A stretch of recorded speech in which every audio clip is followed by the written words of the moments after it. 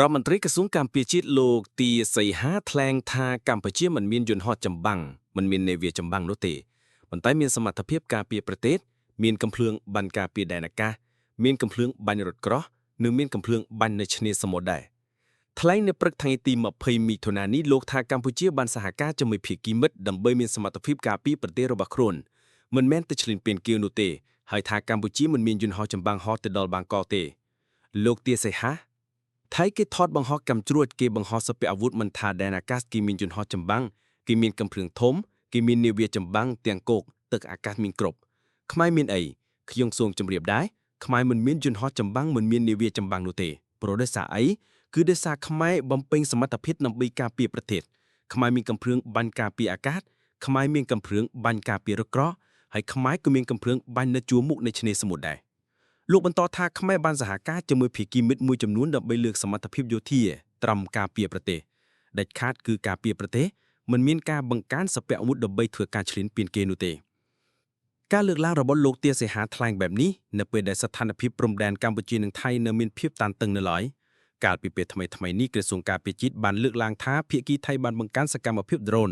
ការជីកលេងនឋានការបង្កើននិងចល័តអាវុធគាំទ្រនិងសពាអាវុធគ្រប់ប្រភេទការសាងសង់ហេដ្ឋារចនាសម្ព័ន្ធ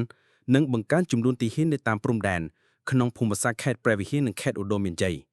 ក្រសួងការពារជាតិថ្លែងថានេះដែលជាការគម្រាមកំហែងធ្ងន់ធ្ងរដល់សន្តិភាពនិងសន្តិសុខនៃប្រទេសទាំងពីរក្រសួងការបរទេសថៃនៅថ្ងៃទី16មិថុនាទទួលស្គាល់ថាពិតជាមានសកម្មភាពជីកលេងនឋានមែនប៉ុន្តែអះអាងថាពួកគេជីកនឹងគំនងដែនដីរបស់គេលោកទាសីហាថ្លែងថាកម្ពុជាមិនចង់ធ្វើសង្គ្រាមជាមួយប្រទេសណាទេដូច្នេះកម្ពុជាបានបញ្ជូនជំនួសព្រំដែនជាមួយថៃទៅតុលាការយុត្តិធម៌អន្តរជាតិ ICJ ដើម្បីទទួលបានការសម្រេចចិត្តមួយប្រកបដោយសន្តិភាព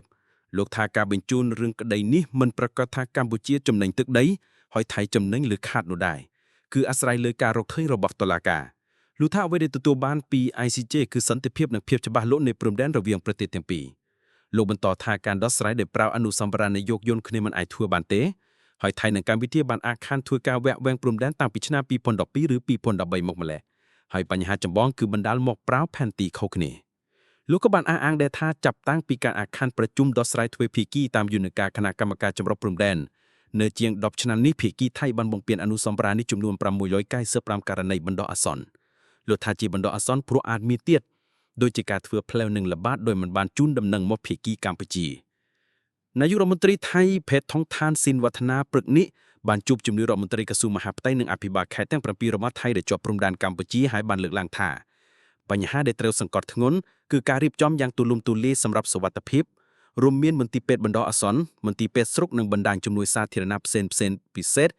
ជំនួសការពារគ្រាប់បែកដែលគួរតែសាងសង់ដោយគិតគូរពីការប្រើប្រាស់ជាក់ស្ដែង